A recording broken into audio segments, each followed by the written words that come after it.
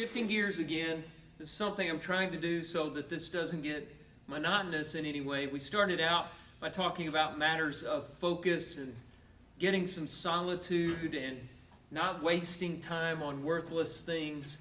And then the next two lessons after that had to do with relationships. We talked about friends and the nature of friends and how social media is challenging that. And then we talked about cyberbullies, which is a really important subject, and a lot of you had some good things to say on that. Tonight we're getting into matters of identity. And so the first question, the first part of that is the question, who are you? And you really need to have that sorted out before you go online because, well, for reasons I'll explain in just a moment. But first, let me talk about this idea of identity and what I mean by that. It's very simply put that identity is the way that you see yourself, the way that you really think of yourself. And it's a very subjective thing. The way you think of yourself usually is not actually the way that you are or who you really are. Sometimes we cannot see ourselves as well as others, and we'll talk about where to get the truth about yourself. You can probably guess we're going to go to God as our source on that. That's the only healthy way to define your identity. But as we use this term, this is what it means.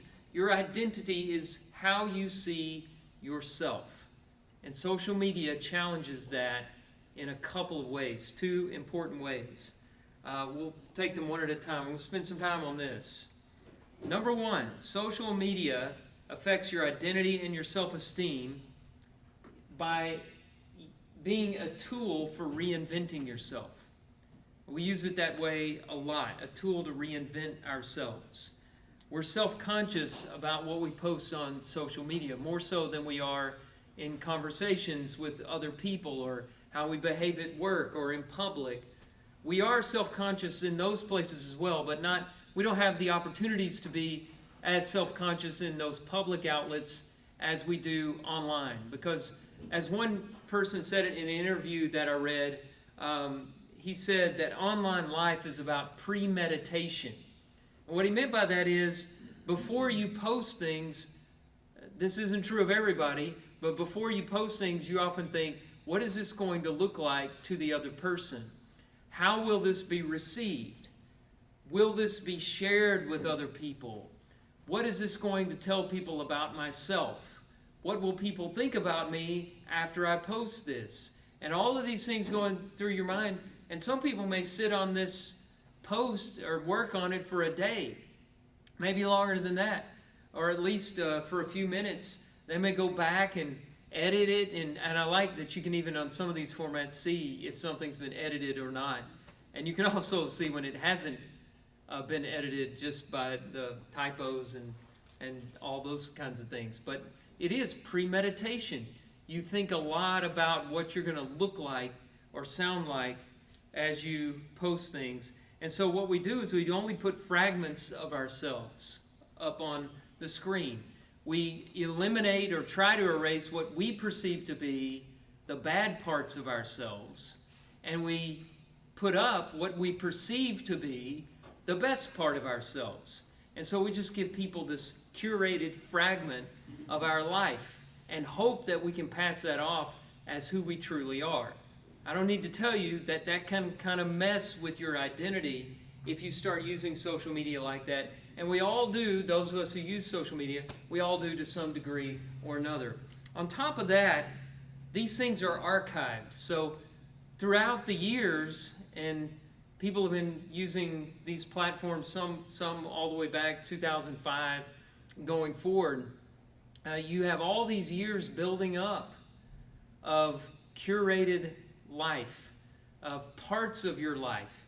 And people can go back and they can go through this version of you through the years. And you can even go back and say, well, I've had a few years on me. I wish that I hadn't posted that back in 2011 and delete it. But even the deletions say something about what you're trying to do. And so this archiving process is not like a real life thing because it's so permanent.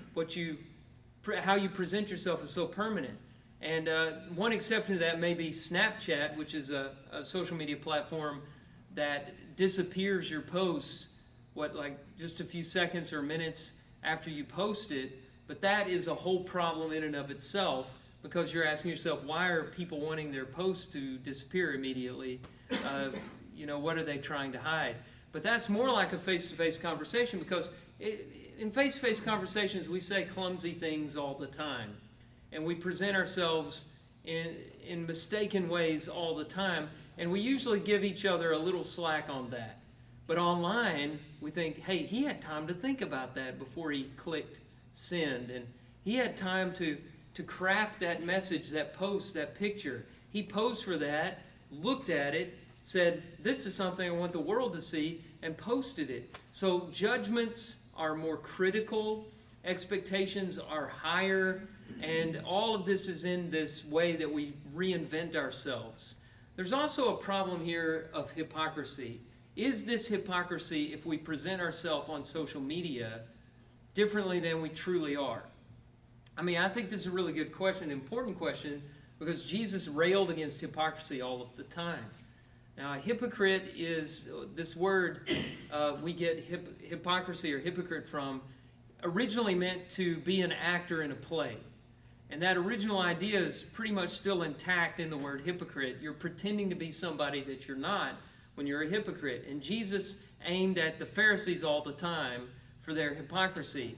He said that they, acted one way, but they were really another way. Matthew 6:1, he said, woe to you, scribes and Pharisees, hypocrites.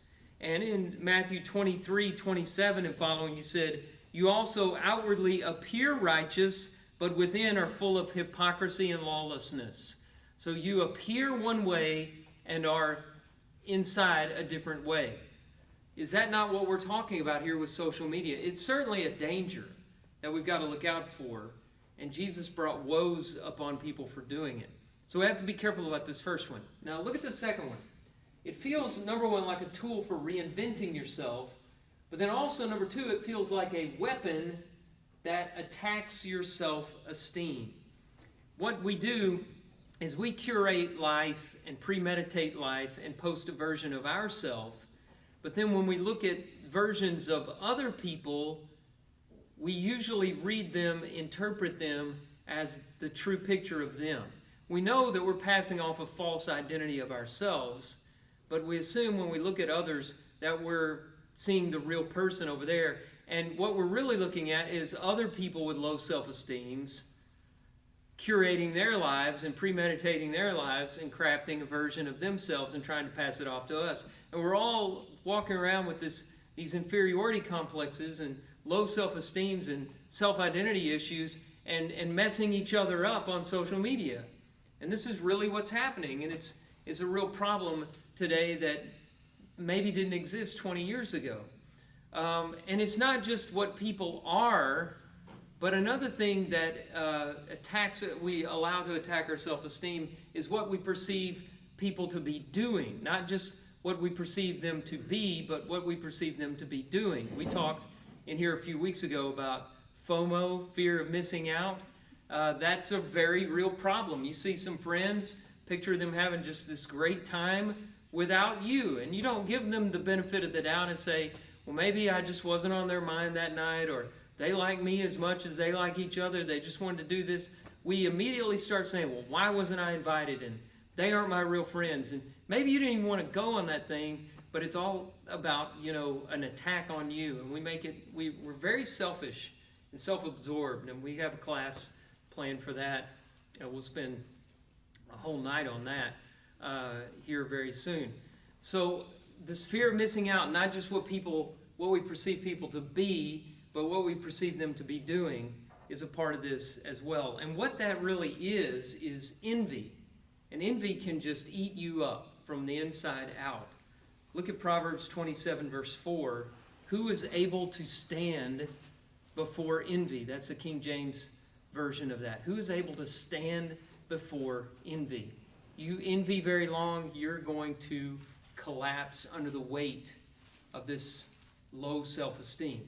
So social media is creating identity trouble where there already was a problem, right? I mean, everybody to some extent or another thinks too highly of themselves or too lowly of themselves.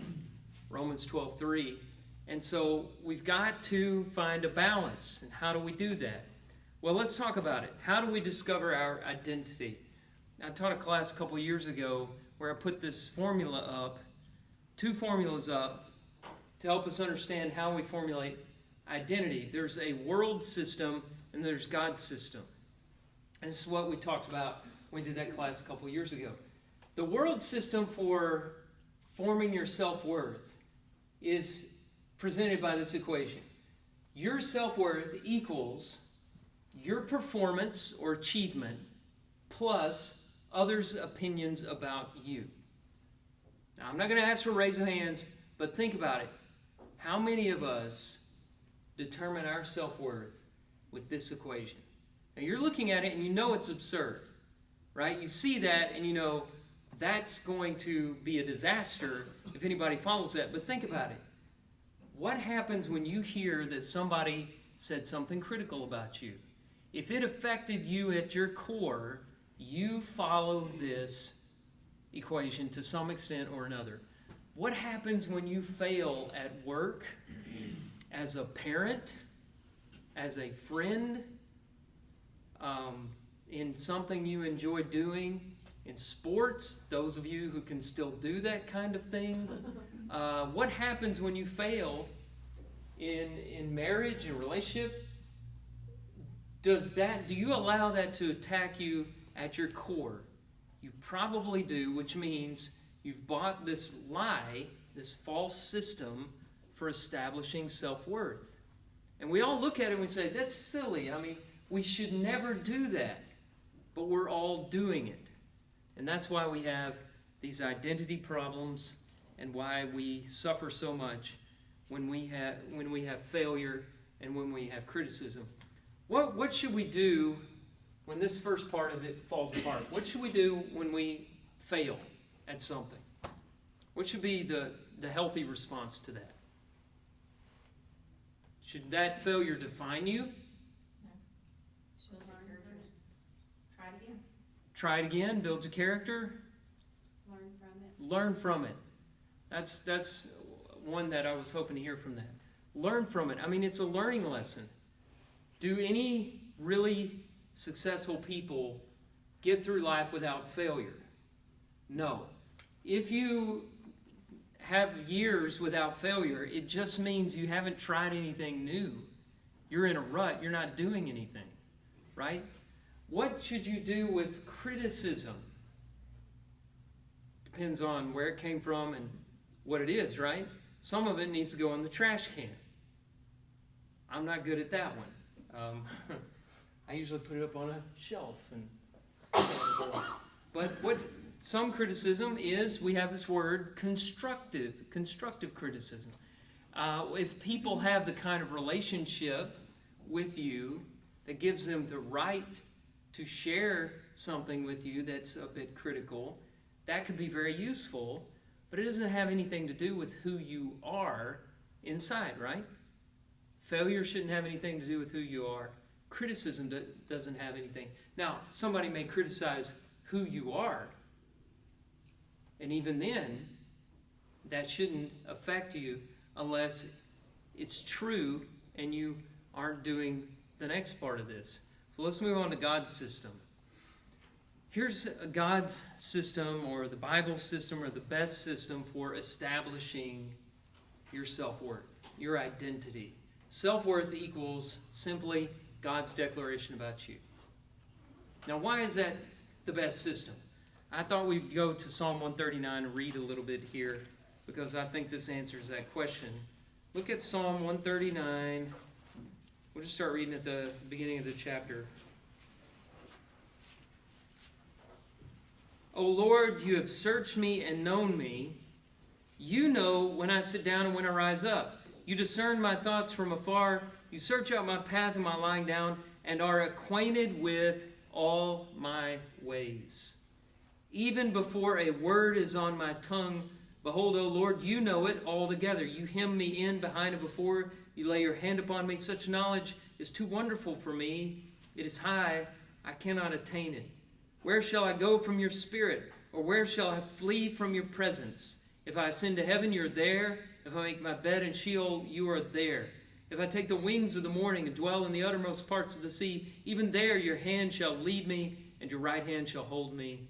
If I say, surely the darkness shall cover me, and the light about me be night, even the darkness is not dark to you. The night is bright as the day, for darkness is as light with you. What is David saying? You know me better than I know myself. Nobody knows me, not even myself, the way that you know me. So that's why this is true. The Creator knows us. And what does he say about us? Well, you start reading the Bible, and from the very start, he says that everybody, this isn't just about Christians, believers, followers, descendants of Abraham. This is every human soul has been made in the image of God. And then you continue reading on, and you have David saying, what is man that you're mindful of me and that you care about me? You've made him a little lower than the angels and crowned him with glory and honor. That's Psalm 8. David is bewildered by it because there's a gap between what David thinks about himself, which is much lower than what God thinks about David. And David's just trying to make sense of this because he hates himself more than, well, God doesn't hate him. He's like, why don't you hate me? I'm a terrible person. He's doing that kind of thing, and that we do all of the time. You continue reading through the Bible, and you start getting to the gospel. What does the gospel say? It says that each one of us is worth so much that God gave his son for us. The highest possible price on each one of our souls was paid by God. So how can we turn around and say, I'm worthless? How can we allow social media to define our identity when we have all these wonderful things coming from God? I broke it down this way. God made 3 declarations about us. Here's the first declaration. Genesis 1, 26 and 27. First declaration. We are made in the image of God. This is a doctrine that's experiencing a bit of a revival.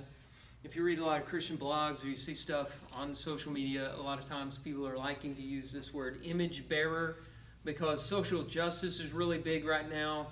And that's important. We need to treat every human being like they have been made in the image of God. Even those who aren't our brothers and sisters in Christ have been made in the image of God. But that was the first declaration. There was a second declaration. All have sinned and fallen short of the glory of God. It started really in Genesis 3. Second declaration came right on the heels of the first declaration. We've sinned, we've transgressed, we've rebelled, we've become enemies of God.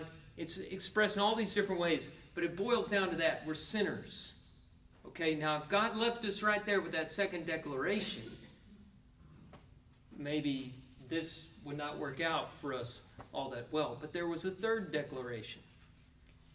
Like the second declaration, the third declaration is expressed in all manner of ways. John 3:16 is the most popular expression of it. I like for us to look at 2 Corinthians 5:21.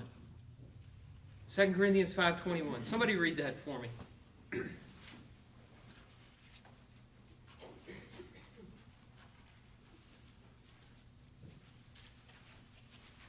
It's in the New Testament. 5:21. Yeah, 2 Corinthians 5:21. For he made him who knew no sin to be sin for us, that we might become the righteousness of God in him. Okay, he made him who knew no sin. Jesus never sinned. He made him to be sin, meaning he put him on the cross to pay the penalty we deserve.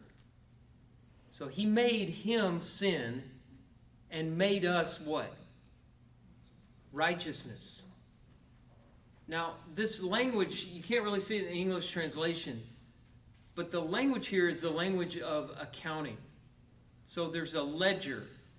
And over on Christ's side of the ledger, God just wrote sin. He wrote pay for sin over on Christ's side of the ledger. On our side of the ledger, because of what was on Christ's side of the ledger, he wrote righteous. And we didn't earn that. God just wrote it in there because it was paid for by Christ.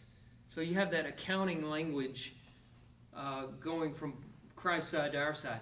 He made us righteous in Christ. So you can't argue with that.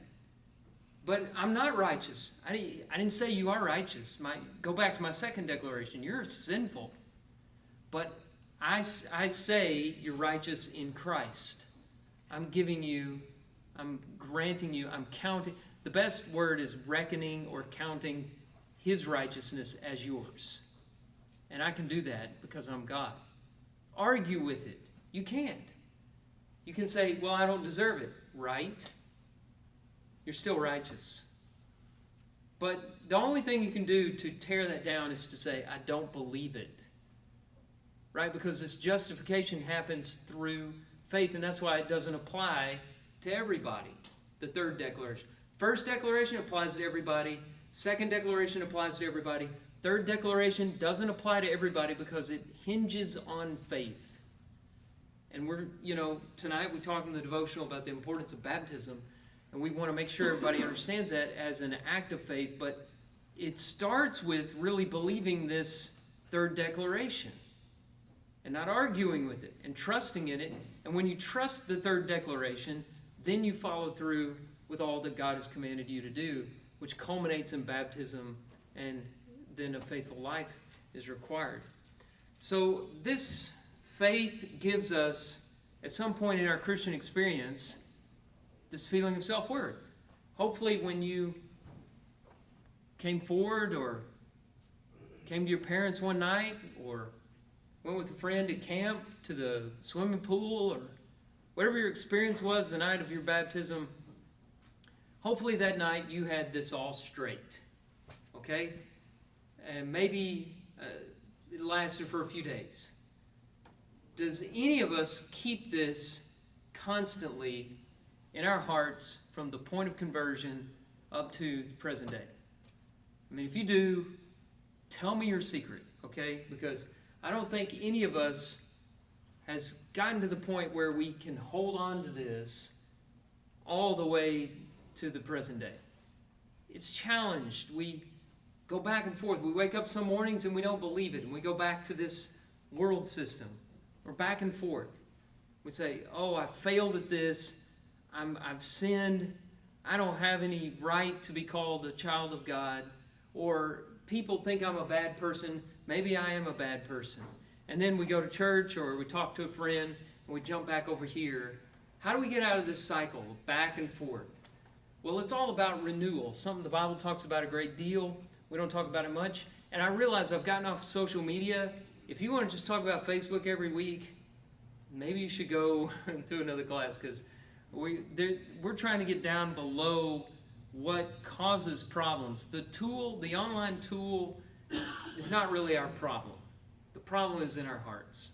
And so when we get online and we start getting affected, and here's why I'm talking about this so much, we get affected by somebody having a good time, or somebody looking beautiful, or somebody looking successful, and we start trying to lie about ourselves. We're having problems right here. That's why that affects us in this way. So I want to talk about, in the time that remains, renewing your identity, because those three declarations are all about where we get it, but how do we keep it going? How do we keep the fires alive? Here's the first thing. We need to renew several areas, starting with our thoughts about God. We may forget who God is. What does the world tell us about God? What are the statements about God that are floating around in the ether? We hear it all the time. He doesn't exist. This world's just a big coincidence. Everything's random. He doesn't care. Very common idea. That he's okay with anything. Anything goes. Grandfather in the sky kind of thing. Well, like yesterday with the vote, it's the Ten Commandments now is a historical document, not Yeah. what it is. Just a history book that, came up. Not really important, inspired, not inspired. maybe you said he doesn't care. That may be worse than this next one. He doesn't like you. He hates you. He hates everybody. He exists, but he just does not care much for people. That's another idea. When people blame God for bad, awful stuff, that's really where that comes from. So we have to revisit what the scriptures say. Where do we get God? Get him from his word. He reveals himself, right? And there's many passages we can go to. One that I love is Psalm 103, verse 11. As high as the heavens are above the earth, so great is his steadfast love towards those who fear him. So great is his steadfast love. Nobody loves you more than God. And remember that when he wanted to show you himself in action, he did it through Jesus. So look at Jesus, how he interacted with people, what he said, what he taught us to do, the example he followed, the death that he died for us, the victory in his resurrection. That's God. And you may have to go back to that. I think one of the best things that you could do to renew your thought about God, if you're really feeling, you're not feeling that he's there, you feel that he doesn't care, he's not answering your prayers, you feel that he hates you, that he's angry, you feel like you're going to go to hell, tell yourself first, Jesus is the image of God. Start with John 14:9. If you've seen me, you've seen the Father. And then go back and read Matthew through John. And by the end of that exercise, you'll straighten out your thoughts about God. And you may have to do that 6, 8, 12 times a year. That's okay. Because that's what it's for. You're not supposed to read this like a novel. Just, well, I got through it. Give me my A. You're supposed to use it to grow, and you'll get something new out of it every time. Renew your thoughts about your past. Don't you think the Apostle Paul had to do that a lot? There's several passages by Paul that could help you with this one. Primarily Philippians 3:13 and 14. 2 Timothy 1, where he calls himself the foremost sinner. But God had mercy on him. You can go back to David, another one who had a past to overcome. And these are not exceptions to the rule. They are the rule. They prove the rule. We all have a sinful past, but we have to replace that past by the peace of Christ that rules in our hearts. And Colossians 3:15 talks about this. Let the peace of Christ rule in your hearts, to which you have been called in one body. I love that. You haven't been called to criticize yourself and be anxious and eaten up inside over your past. You've been called to peace. Inside, inner peace. Wish I could say more on that. Renew your thoughts about others. When wrongs resurface, forgive again. Forgiveness is not a one-time thing. It's a process. That's why Jesus said in Luke 17:3-4, if your brother sins against you 7 times in a day, comes to you 7 times a day saying, I repent, you must forgive him. And I've often said that I'm not sure this is a guy doing 7 things to you a day. He did one thing that keeps coming up in your head 7 times. That's very common. That's not just you doing that. Everybody does that. Renew your environment. This is the one that hits social media the most. If you notice, and you probably have because studies show, and I'll get to this in another class, studies show this happens. If you notice that you feel horrible every time you go to Facebook, quit going to Facebook. If you get on Twitter and every time you get on Twitter you just get real angry, which is what Twitter does these days, just get off Twitter. Fast from it. Erase it. It's not the end of the world. It's always there, waiting on you if you want to get back on it again.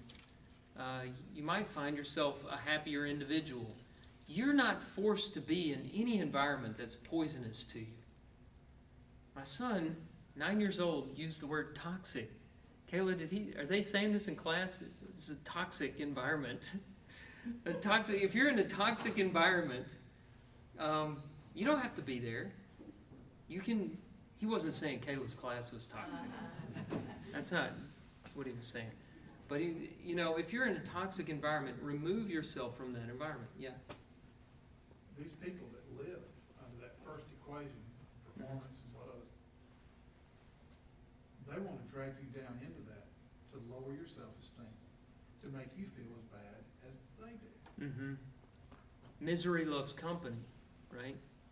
That's exactly right. And that's an environment you gotta stay out of.